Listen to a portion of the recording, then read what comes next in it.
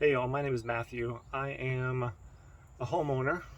I have an above ground pool, and recently I was doing some heavy duty cleaning on the pool, and after putting things back together at my pool pump and actually replacing the filter, I found that the output into my pool was not what it was before. And I didn't discover that until the next day. So I started investigating and I watched some YouTube videos, and I got some really good instruction on how to do some troubleshooting.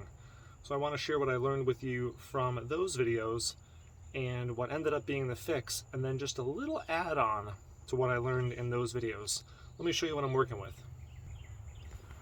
So here's my above ground pool, and it is still a little green at the moment because I recently replaced my my filter in here, and I have a saltwater system, so this is the mechanism that helps to convert the salt and split it up, the sodium chloride, into salts, sodium and chlorine, and then those particles, those elements come back together in the pool, but the chlorine is doing its job.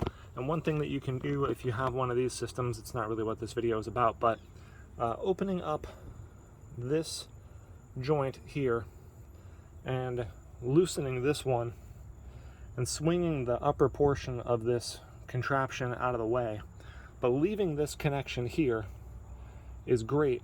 And if you can loosen it a little bit just to drain the water out of the element here, you can pour in some muriatic acid and then open this valve or pour in from the top and dilute that muriatic acid with water in order to clean the elements that are in there.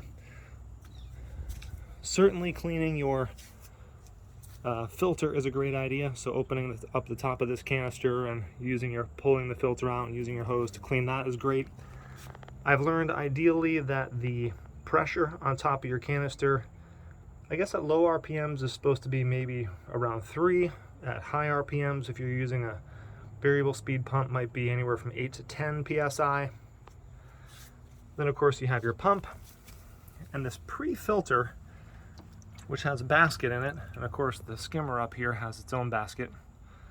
And what I discovered is that, well, what happened is I didn't put this basket back in, and I was a real space cadet. I didn't put the basket back into my skimmer either.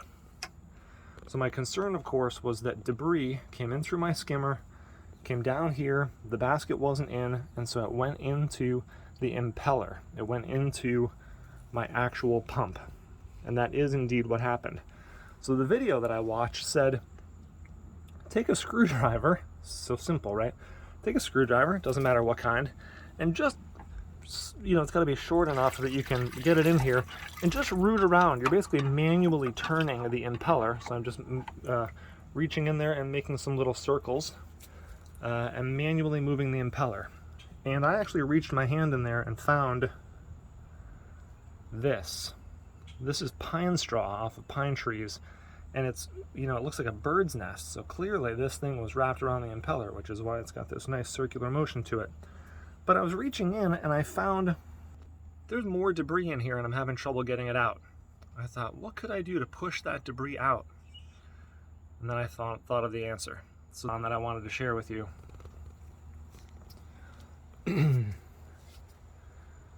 If I can get this to zoom out. Right, so here's my whole system. Water's coming in here through the skimmer, coming through the basket, going through the pump, going through the filter, going through my chlorinator, essentially, and then back out into the pool. What I did is, I left this valve closed on the way in before it gets to that basket and to the pump. And I opened this valve over here. So if you have this option, this is the nice one. And I suppose maybe this only works with an above ground pool because I'm getting back pressure from my pool.